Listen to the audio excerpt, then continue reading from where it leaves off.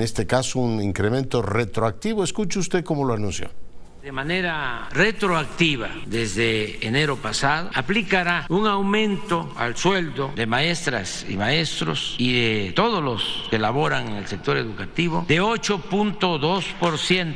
8.2%. Pues eso dijo el jefe del Estado el día de hoy. Hace un ratito platicaba con el secretario de la sección 9 de la CENTE y me decía que los materiales que van a usarse en el próximo curso todavía no los conocen. Sigue siendo secreto de Estado. Usted da crédito a una cosa de ese tipo, es decir, los libros de texto y los materiales que se van a usar no los conocen los propios maestros. Vamos, la corporación, en este caso sindical. Me parece increíble que ese tema siga todavía tratándose como si fuese una, digamos, cuestión reservada, cuando es una cuestión de impacto general. Fíjese que el presidente dijo que los gobernadores tienen claro que no deben favorecer a corcholatas, que saben que es una violación de la ley, que no se deben usar los recursos públicos para apoyar candidatos. Hoy se quejaba Marcelo Ebrard, quien por cierto ya es doctor, en el INAP le dio el rango, la categoría de doctor honoris causa al canciller de la República. Dijo, oiga, pues que se quiten la cachucha, ¿no?, de gobernadores y se vayan efectivamente a hacer campaña. Fíjese que entre otras cosas, por ejemplo, en Sonora le reunieron a Claudia Sheinbaum 10,000 personas, así, el exsecretario de Seguridad, hoy titular del gobierno de Sonora, 10,000 personas. Dice Claudia Sheinbaum que fue una, pues, libre expresión, ¿no? La gente ahí espontáneamente se reunió. Bueno, ahí está la crítica de los gobernadores apoyando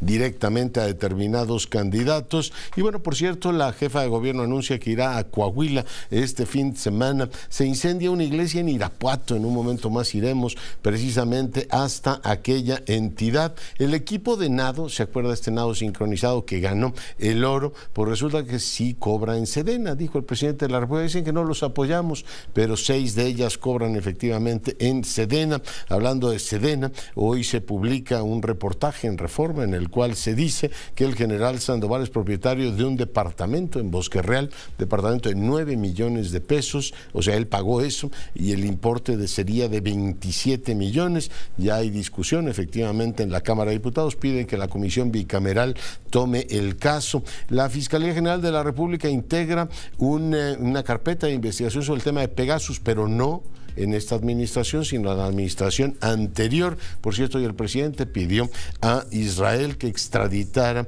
a Cerón. Y usted sabe que Tomás Cerón es uno de los responsables también de haber utilizado en este caso, software espía.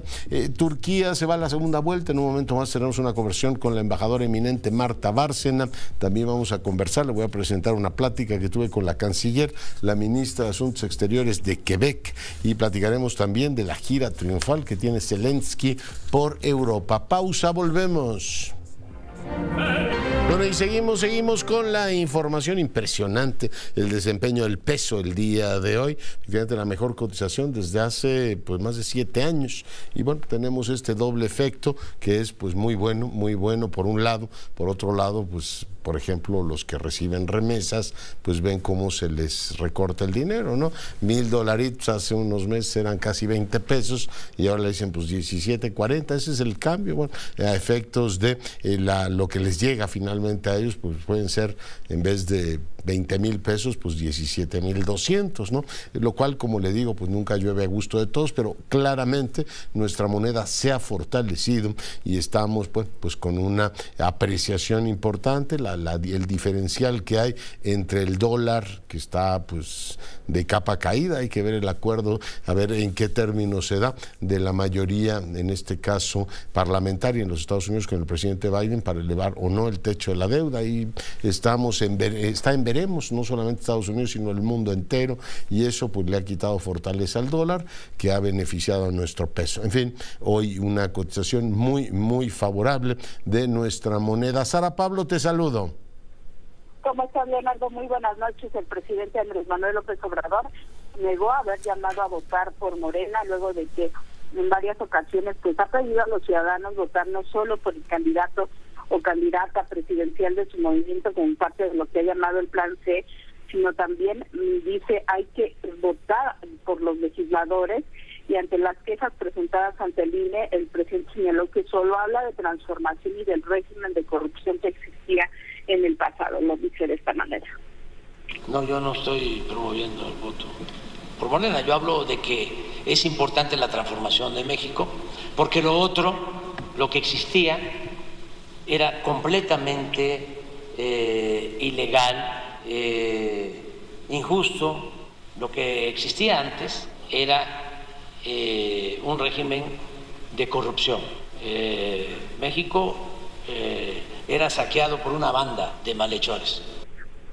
La pregunta expresa, el presidente López Obrador recordó a los gobernadores de Morena que está prohibido el uso de recursos públicos para asuntos y actos electorales. Esto pues ante las giras de aspirantes presidenciales a los estados del país, sobre todo los fines de semana, visitas que se han convertido en actos multitudinarios, y aprovechó para mostrar una vez más la lista de los posibles candidatos de oposición. Este fue el mensaje. Yo creo que ellos saben que no deben de utilizar presupuesto público, que además es ilegal. Justo de cara al 2024, a sus adversarios le señaló que tienen la posibilidad de vencerlo en buena lid en las próximas elecciones, y si no es así, dijo, también existe la opción de que aún ganando Morena, el próximo presidente o presidenta se corra hacia el centro. Dijo que esto es lo que esperan muchos de los opositores. Si no nos vencen, y algunos ya están pensando en eso, y qué bueno, están contando los días para que yo me vaya, pues también con la idea de que aún triunfando nuestro movimiento y continuando la transformación, pues ya va a ser distinto, va a haber un corrimiento al centro, no va a ser igual porque es continuidad pero con cambio. Y bueno, pues en este Día del Maestro, el presidente López Obrador anunció un incremento salarial de 8.2% promedio retroactivo a enero, y garantizó que ningún profesor ganará menos de 16,000 pesos mensuales. Se comprometió a evaluar la posibilidad de un incremento en las pensiones antes de que concluya su mandato. Y estuvieron, por un lado, en la mañanera, pues algunos maestros, pero también el dirigente del Sindicato Nacional de Trabajadores de la Educación, Alfonso Cepeda, quien dijo que, bueno, pues no hay línea del presidente, y es que después estuvieron en una comida aproximadamente 300 maestros. Llamó la atención que se les retiró, se les quitó el teléfono celular para que pudieran ingresar a esta comida, y bueno, pues en los discursos, a pesar de que se había dicho que serían públicos, no se transmitieron en las redes sociales del presidente. El dirigente del CENTE dijo que no hubo línea del presidente para nada. Leonardo. Ya. Oye, ¿del departamento del general Sandoval dijo algo? No comentó nada al respecto. ¿Pero le preguntaron ustedes o no? No se le hizo esa pregunta el día de hoy. Ya, porque vi que habló de los departamentos de Loret de Mola y de otros más, ¿verdad?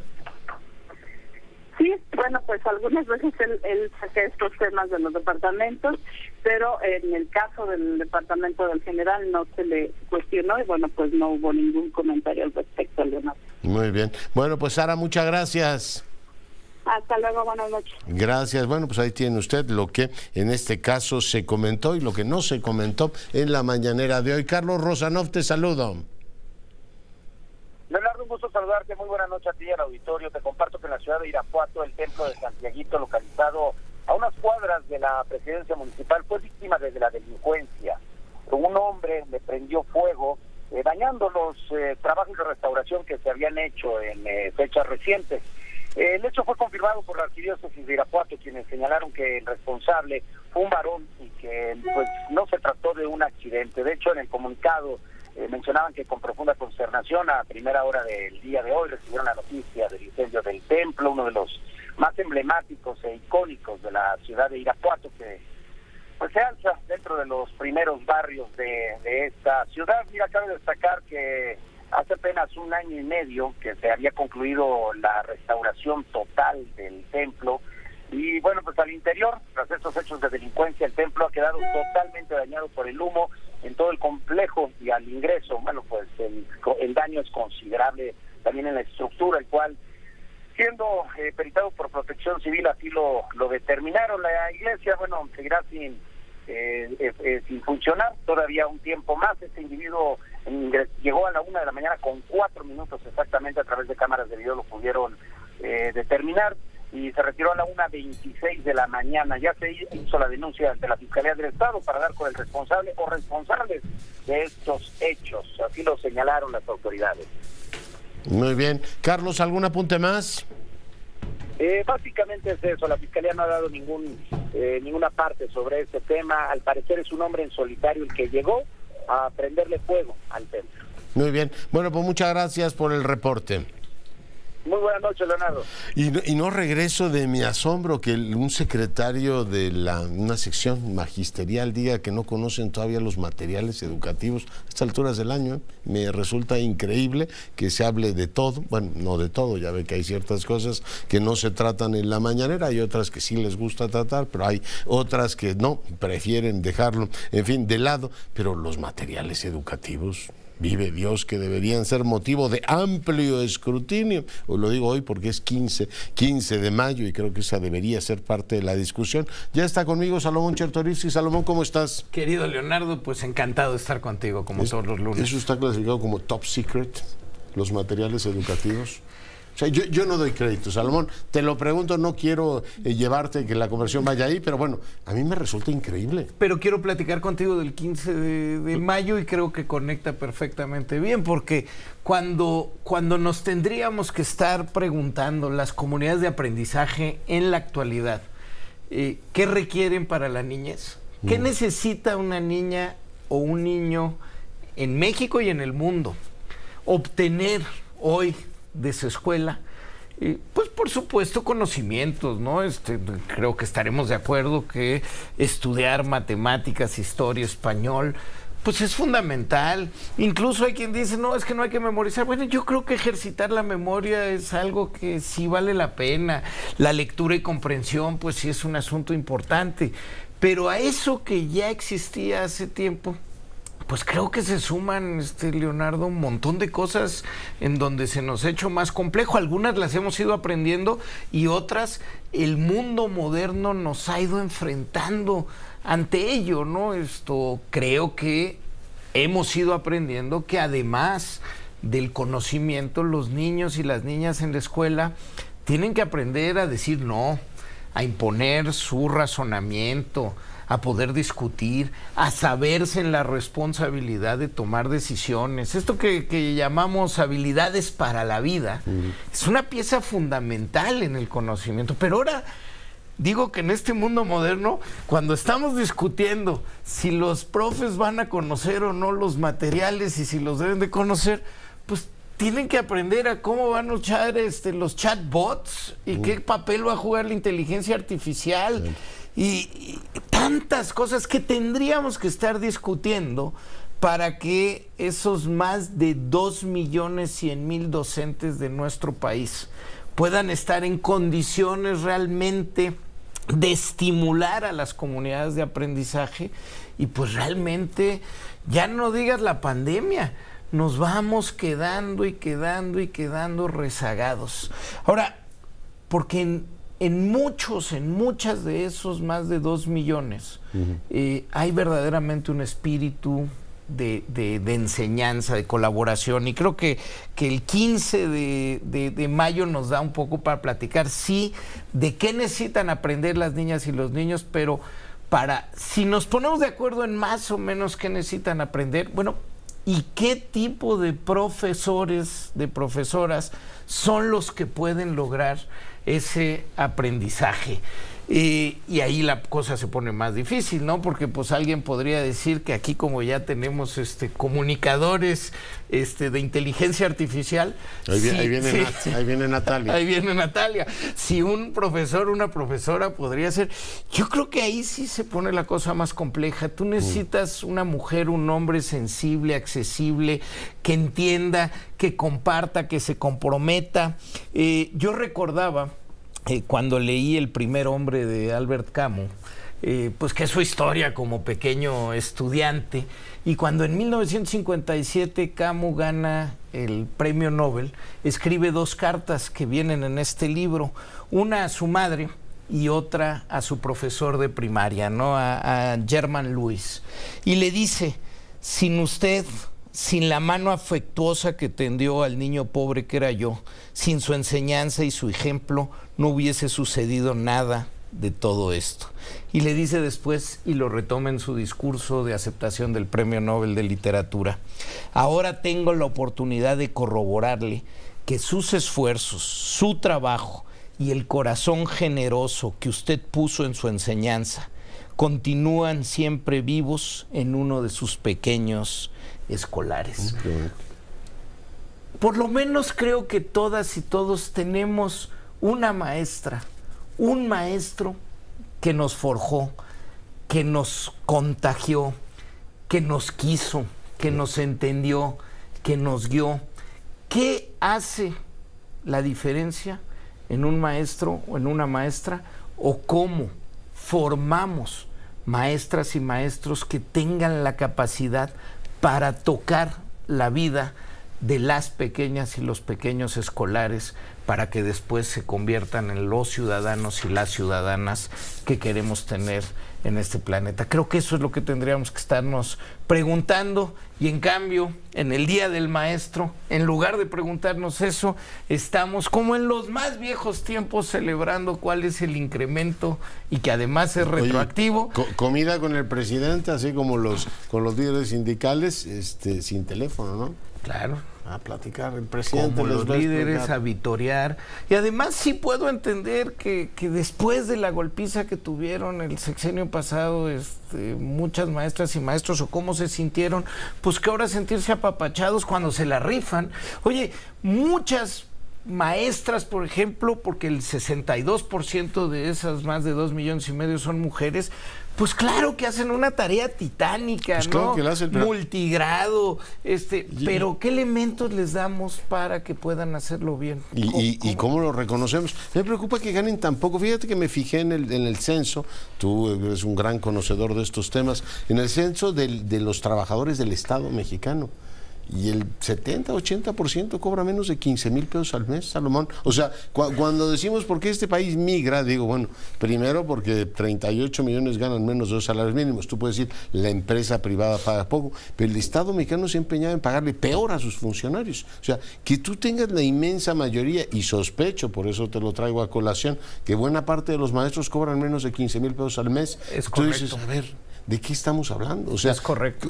Cuando un Estado empobrece a su propia gente, pues los maestros van a acabar diciendo, ¿sabe qué? Yo me voy a California a trabajar de agricultor, me va mejor que ser profesor en México. Es correcto. Imagínate cuando se pone muy sencillo, y que se ponga alguien y que se meta al Google y ponga características de los maestros de Finlandia. No, uno de los mejores sitios que han logrado realmente. Menos mal que no hablas de Dinamarca ahora, ya nos ya no está de moda hablar de Escandinavia, ¿no? Pero bueno, pero sí tienes toda la razón. Pero en Finlandia, una maestra de escuela es la servidora pública más respetada en la sociedad. Es una figura no solo de querencia, sino de que cuando eres niño quieres ser un maestro, una maestra, porque sabes que ese es un espacio que la sociedad reconoce como una cosa fundamental. Si ni siquiera lo reconocemos con un salario digno, pues entonces empezamos con un problema fuertísimo. Esta idea de irle castigando a los funcionarios públicos el salario como política de Estado me parece lamentable. Y si además acompañas el castigo del salario con la reprimenda constante de que no se valora su conocimiento, que no se valora sus capacidades, que lo que les pides es lealtad, pues estás en un gravísimo problema. Oye, espero que hayan invitado a Marx Arriaga ahí a la comida, y que les diga, a ver, profes, ahora lo que van a enseñar es esto, lo que ha salido de mi docta cabeza. Muchísimas gracias, Salomón, por tu Reconozcamos comentario. A los maestros, a las maestras, yo con el cariño de siempre, a mis Julia, a mis Juanita, a mis Estrada, a mis queridas maestras de la primaria que con tanto cariño, con tanto afecto nos condujeron en el conocimiento, en la disciplina, pero también en conquistar el corazón de ese escolar que era uno y que veían el potencial de lo que podía significar en el futuro. Me uno. Y a ver si ponemos ya para irnos la famosa canción esta de Serrat de su maestra, que tanto me gusta, ¿no? Preciosa, cómo no. ¿Cómo agradece uno eso? Sí. Mi querido Salomón, muchas gracias. Muchas gracias a ti, querido Leonardo. Y por cierto, hablando de este tema de cómo califican los maestros ahora, les sugiero que lean una columna que publicó hace poco Ignatieff, que ahora preside el órgano, la comisión de ética, digamos, ligada a la inteligencia artificial, y él dice, él es profesor de universidad, dice, ahora hay que pedirle a la gente que se exprese. No me lo escriba, porque no sé si lo escribió usted o el chat, ¿cómo se llama? GPT, sí. Y por supuesto no me vea su teléfono. Dígame usted cuál es la mejor forma de elegir ministros de la Suprema Corte de Justicia, o por qué no es benéfico elegirlos por esta vía, y que la gente se exprese. Dice, hay que pedirle ahora a la gente, dice, para valorar que realmente lo sabes, que el aprendizaje se va efectivamente, en este caso, asentando la expresión oral. A ver, cuénteme qué entiende usted de ese tema. Y creo que tiene toda la razón Ignatieff, lo digo a todos los profesores, particularmente a los de universidad. Ya esto de estar dejando trabajos, ya no sabe si lo hizo la maquinita o lo hizo cualquier otro. Pero bueno, ahí está, en las capacidades de expresión, donde debemos enseñar a los niños primero a defender sus ideas, a argumentar, y después demostrar que son ellos los que hacen el trabajo, que lo aprendieron y no la maquinita. Fíjese que tengo aquí un fragmento de lo que dijo la ministra de Asuntos Exteriores del Perú, Ana Cecilia, sobre también los comentarios que esta mañana hizo el presidente de la República. El Ministerio de Relaciones Exteriores del Perú expresa su más categórico rechazo a las recientes y reiteradas declaraciones injerencistas, irresponsables e ideologizadas de los señores Petro de Colombia y López de México, quienes insisten en desconocer el golpe de Estado perpetrado por el expresidente Pedro Castillo el 7 de diciembre de 2022 y la sucesión legítima y constitucional de la señora Presidenta de la República, Dina Boluarte Segarra, que ha sido reconocida ampliamente por la comunidad internacional. Esta posición evidencia una vez más su actitud contraria a los principios y valores que rigen la convivencia democrática en la región, plasmados en la Carta de la Organización de los Estados Americanos y en la Carta Democrática Interamericana, en particular en lo relativo a la defensa de la democracia, que constituye una obligación que compromete a todos nuestros estados. Muestra también un evidente interés de tergiversar la realidad, con el aparente fin de ocultar los problemas internos de gobernabilidad que ambos enfrentan en sus respectivos países. Las referencias particulares... Bueno, pues parte de lo que dice la ministra Gervasi, la ministra del Perú. Voy ahora con María Marván. Mi querida doctora, ¿cómo estás? Muy bien, Leonardo, muchas gracias. Buenas noches a ti y al auditorio. ¿Qué tema abordamos el día de hoy? Pues mira, para variar, creo que vale la pena abordar un tema sobre el INAI, ya no sobre lo que no puede hacer mientras no existan por lo menos 5 comisionados nombrados, cuestión que se quedó en suspenso desde el día 30 de abril, en donde no pudieron pues llegar al nombramiento con todo el drama que vivimos, que todos nos hemos de acordar. Pero vale la pena comentarle a tu público lo que sí puede hacer, y seguramente está haciendo el INAI, porque pues obviamente hay muchas cosas en las que siguen trabajando. Lo que me interesa más destacar hoy en la noche es todas las posibilidades, o más que las posibilidades, perdón, la obligación que tiene el INAI de revisar que todas las dependencias y entidades estén efectivamente cumpliendo con sus obligaciones de transparencia. Eso no se detiene.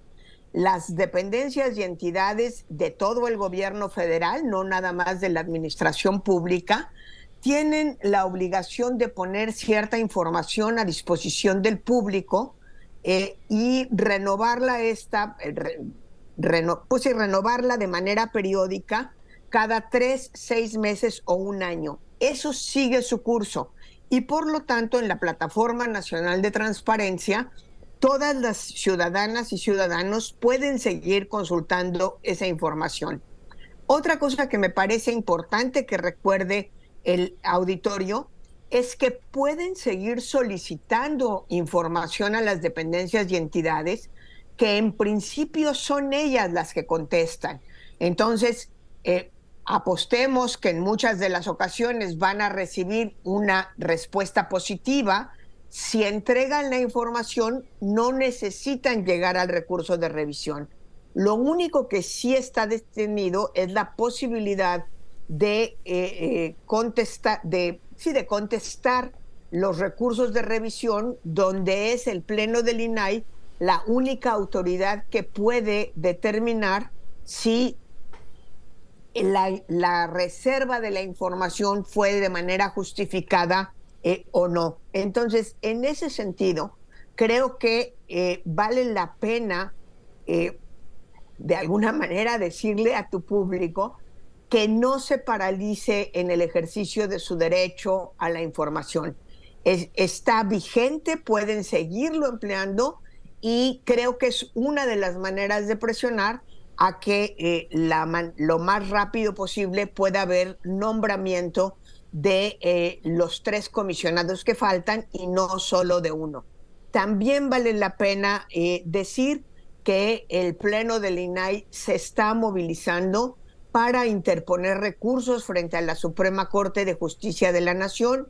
Ya la ministra Loretta Ortiz les negó la posibilidad de funcionar solamente con 4 comisionados, pero eso ya se está sometiendo a revisión y tendrán que hacerlo de manera colegiada y no nada más por la decisión de un ministro o ministra.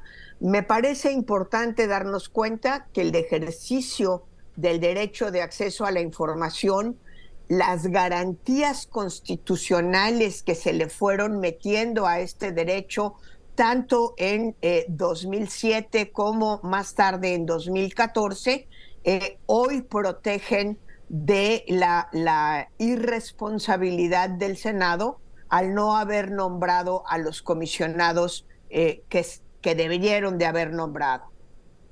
Muy bien, pues María, pues muchas gracias por tu comentario. Muchísimas gracias, Leonardo. Muy buenas noches a ti y a todo el auditorio. La doctora María Marván preside el órgano rector de Transparencia y Transparencia Mexicana, para fortuna nuestra, todos los lunes platicando con usted. Natalia, ¿qué tienes? Doctor Curcio, buenas noches. Le comparto el resumen de las noticias que hicieron tendencia en las redes hoy lunes 15 de mayo. La principal tendencia en México fue Día del Maestro, que se celebra el 15 de mayo para recordar la toma de Querétaro en 1867, cuando el ejército mexicano pudo vencer al Segundo Imperio de México. En redes, los maestros recordaron que este día no es un motivo para celebrar, sino para salir a las calles a luchar y a protestar por las precarias condiciones en las que se encuentran millones de maestros del país. A nivel mundial, Turquía generó la tendencia principal por sus comicios de ayer domingo. El presidente de Turquía, Recep Tayyip Erdogan, logró el 49.5% de los votos en las elecciones presidenciales, pero al no haber obtenido la mayoría absoluta, tendrá que concurrir en una segunda vuelta el 28 de mayo ante el socialdemócrata Kemal Kılıçdaroğlu, su principal contrincante. El cantante Luis Miguel también fue tendencia este lunes, ya que comenzó la preventa VIP para sus conciertos en México. Sin embargo, la página oficial de Luis Miguel se cayó, y en Superboletos varios usuarios reportaron lentitud para cargar el sitio y colas virtuales de hasta 30,000 personas. Los boletos van desde los 2,000 hasta los 12,000 pesos. Elon Musk confirmó este viernes quién será la nueva directora ejecutiva de Twitter, 6 meses después de su polémica adquisición de la empresa. Linda Yaccarino, ex directora de NBC Universal, será la nueva responsable de las operaciones de la red. Yaccarino empezará a trabajar para Twitter en 6 semanas. De todos modos, Musk seguirá siendo el presidente ejecutivo de la empresa y el director del área de tecnología. Yaccarino tuiteó un agradecimiento a Musk y ganó más de 300,000 seguidores en unas pocas horas. Este fue el resumen de tendencias para hoy, doctor Curcio. Nos vemos mañana aquí, en Grupo Fórmula. Buenas noches. Buenas noches, vamos a una breve pausa, regresamos. Con la información hemos puesto en este caso en titulares la atención en Turquía, donde hubo elecciones que finalmente tendrán que desahogarse en una segunda vuelta. Para hablar del tema vamos a enlazarnos ahora con la embajadora eminente Marta Bárcena. Ella, entre otras sapiencias que tiene en la vida, ha sido pues embajadora de México en Turquía, es una gran conocedora de ese país, que tiene, embajadora, tantas similitudes con México, también tantas diferencias. Buenas noches. Buenas noches, Leonardo. Es un gusto estar contigo y con todo tu auditorio. Efectivamente, Turquía es un país fascinante. Yo siempre he dicho un poco que Turquía es a la Unión Europea lo que México es a Estados Unidos, toda proporción guardada. Somos países muy similares en perfil demográfico, en ingreso per cápita, en ubicación geoestratégica, pero también tenemos muchas diferencias, como bien señala. Yo creo que lo principal es que el Estado mexicano sigue siendo un Estado laico y secular, en tanto que Turquía, aunque fue establecida como república secular, justamente a raíz del triunfo del Partido Justicia y Desarrollo, el AKP, el partido de Erdogan, se ha vuelto mucho más o ha regresado mucho a sus raíces religiosas. Sí, es muy interesante, efectivamente, la historia. Hace poco vi en el Fondo de Cultura Económica un libro en el que se habla efectivamente del padre de los turcos, Atatürk, y la relación que tuvo con Calles, pero no nos detengamos en la historia, sino en lo más reciente. Hay pues ciertas cuestiones que nos emparentan, tú ya las decías. Yo recuerdo que Huntington, en su choque de civilizaciones, decía que había países divididos, uno Turquía y otro México, entre dos civilizaciones. No sé qué tan válido sea eso, pero el tema ahora es una larga época de un Erdogan que también en muchos casos recuerda a nuestro presidente. Fue alcalde de Estambul, muy popular, es un presidente muy poderoso, claro, lleva 20 años en el poder, en este caso Erdogan, no será el caso de México, pero llega, digamos, a una etapa crucial este poder de Erdogan que se ha dado a lo largo de todo el siglo XXI. Embajadora, ¿cómo lees el voto de los turcos y el desafío que tienen ahora en la segunda vuelta?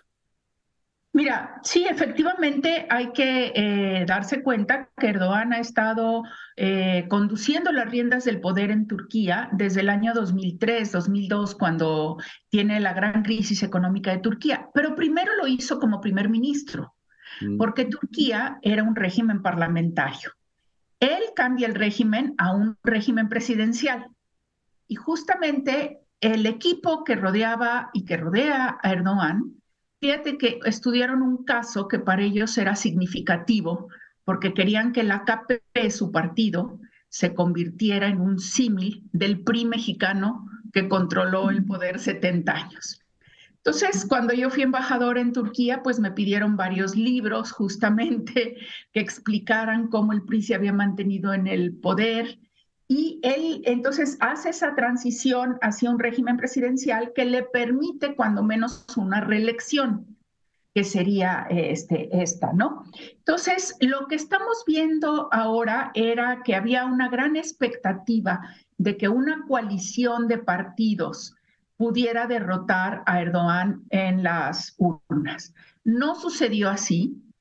Sin embargo, Erdogan no logra ganar en la primera vuelta y por eso se tienen que ir a la segunda vuelta el 28 de mayo, porque a pesar de que obtuvo 49.5% de la votación, no llegó al 50%.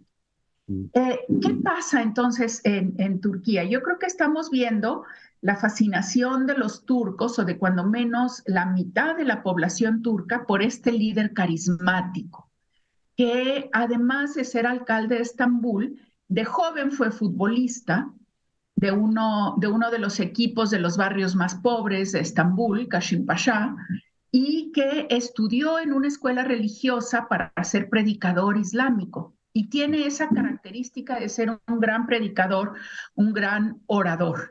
Y eso a las masas turcas, que son, creo, los turcos son muy emocionales, quizás mucho más emocionales que los mexicanos, los conmueve, o cuando menos a una parte de la población turca. Creo que también algunos especialistas esperaban un voto de castigo a Erdogan en las zonas afectadas por el temblor, puesto que el modelo económico de Erdogan y del Partido Justicia y Desarrollo estuvo basado en buena medida en un desarrollo inmobiliario acelerado, que llevó a veces a construcciones que no mantuvieron los estándares de calidad que se requerían en un territorio tan proclive a terremotos como es la península de Anatolia. Y sin embargo, mantuvo mantuvo el voto favorable en esa zona.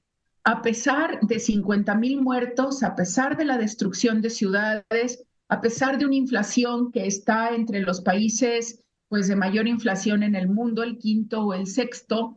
Por 90%, ¿no? ¿Cuánto está la...? Andan por 90% de inflación, ¿no? Sí, está una inflación realmente apenas por debajo de la inflación de Argentina. Entonces, sí, el pan, que es fundamental para los turcos, se ha encarecido mucho. Las cebollas, ahora sí que contigo pan y cebolla, pero aún esos dos. Con Erdogan, pan y cebolla. Oye, cuando uno ve el mapa de los resultados, el que se ha divulgado el día de hoy, ve uno una cosa muy parecida a la que ves en la geografía electoral americana. El centro del país lo controla Erdogan y las costas son más opositoras. Esto, digamos, tiene una lectura de geografía electoral. Yo creo que la tiene Leonardo. Es un país profundamente dividido, porque efectivamente la Anatolia profunda, si le podemos llamar así, vota AKP y vota Erdogan. Es una región de Turquía mucho más religiosa, mucho más conservadora, y en cambio las costas, sobre todo la costa del Mar Egeo, la costa de los Estrechos, que son las grandes ciudades de Estambul y Esmirna la infiel, como le dicen, pues votan más secular y liberal, votan por la coalición. Oye, es interesante. Muy interesante, sí.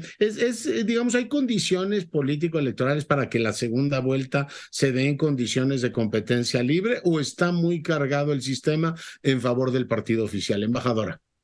Está cargado el sistema a favor del partido oficial, ya lo estuvo aún antes de esta primera ronda. Hay un control bastante obvio de los principales medios de comunicación por parte del AKP y del gobierno, por lo que la oposición tuvo que dar la batalla, sobre todo a través de las redes sociales, con poco acceso a los medios. Y yo creo que este sistema injusto, por una parte, va a seguir presente en la segunda ronda. Pero aparte, tenemos que hay partidos políticos proscritos. Mira, Leonardo, cuando yo llegué de embajadora de México a Turquía, la gran noticia eran las negociaciones entre el gobierno turco y los kurdos, las negociaciones de paz, y los kurdos representados por el partido HDP. ¿Sí? Bueno, nos llevaron a todos los diplomáticos a la ciudad de Mardin, en donde nos recibió un antiguo militante del HDP, un alcalde muy respetado. Bueno, ese alcalde está ahorita en la cárcel. Los líderes del HDP, encabezados por Selahattin Demirtas, están en la cárcel. ¿Y por qué se rompieron las negociaciones entre el gobierno turco de Erdogan y el HDP? Básicamente porque Erdogan se alió al Partido Nacionalista de Devlet Bahçeli y entonces, para lograr esa alianza que lo mantuviese en el poder, rompió las negociaciones con los kurdos. Oye, y el tema kurdo debe pesar mucho porque el veto que Turquía puso a Suecia para incorporarse a la OTAN sigue siendo la política o la sensibilidad que tenía respecto al expediente kurdo. Se ve que en Ankara pesa mucho ese tema, embajadora. Pesa mucho, igual que pesa el tema de Fethullah Gülen, porque justamente varios de los miembros del movimiento de Fethullah Gülen, que es un clérigo turco que está pues asilado o retirado en Estados Unidos, se fueron a vivir a Suecia, igual que varios de los líderes kurdos que no terminaron en la cárcel. Entonces, lo que quiere el gobierno de Erdogan es que Suecia deporte a esos líderes gulenistas y kurdos a Turquía para ser enjuiciados como terroristas y así entonces dar la luz verde a la incorporación de Suecia a la OTAN. Y Suecia dice que no lo va a hacer porque sería violar sus principios del derecho de asilo. Así que es una situación muy delicada, pero todo el mundo está siguiendo en Europa las elecciones en Turquía con gran detalle, pues por la posición geopolítica y geoestratégica de Turquía, porque de por sí el ejército turco es el segundo ejército más grande de la OTAN, cuida, digamos, el flanco sur con Rusia, tiene el control de los estrechos del Bósforo y los Dardanelos que comunican el mar Mediterráneo con el mar Negro, y tiene un papel fundamental también en la invasión de Rusia a Ucrania, porque si bien tiene muchos nexos el gobierno de Erdogan con Rusia, inclusive la construcción de una planta nuclear que va a ser propiedad de Rusia, también tiene la base de la OTAN de Incirlik, donde están todos los aviones estadounidenses, europeos, y a Turquía no le interesa que Rusia controle todo el Mar Negro. País estratégico para toda la salida de alimentos en los últimos tiempos que pasa por ahí, pues es absolutamente apasionante y te agradecemos mucho, embajador, el tiempo, nos has ayudado a entender, a vincular todos estos factores, te agradezco el tiempo y hasta la próxima. Pues hasta la próxima, esperaremos los resultados del 28 de mayo, Leonardo, y seguiremos pues estudiando Turquía, que es verdaderamente fascinante, y que los turcos yo creo que son un pueblo muy obcecado. Yo les decía de broma, mis tercos turcos. Mis tercos turcos. Tiene Julio Verne, ¿no? Una de unos malí que era muy terco y que no quería dar la vuelta por el mal negro, una novela. Tienen fama de eso. Eminente, muchas gracias por la conversación. Muy buenas noches. Buenas noches, Leonardo, y saludos a todo el auditorio. Bueno, y con esto nos vamos. Yo soy Leonardo Curcio, a nombre de todo el equipo le agradezco su preferencia. Siguen nuestras frecuencias. Tengan una gran semana. Reitero mi felicitación a los y las maestras de este país. Sea rabiosamente feliz. Se lo merecen.